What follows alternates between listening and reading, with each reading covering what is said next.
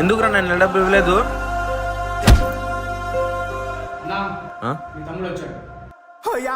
రే మీరు వీడిని చూసుకుంటా. నీకు ఇన్సార్లు చెప్పాలి ఇక్కడ రావద్దని. నేను జస్ట్ చూసేకి వచ్చాను అన్నయ్య, నువ్వేం పని చేస్తున్నావు అని. ఏం అవసరం లేదో తెలుసుకోవడానికి. వెళ్ళి ఎక్కడి నుంచి.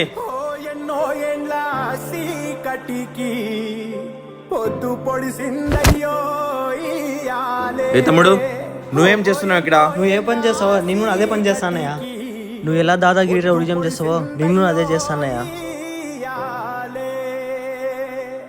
రే తమ్ముడు నువ్వు ఈ పని చేయడం నాకు ఇష్టం లేదురా.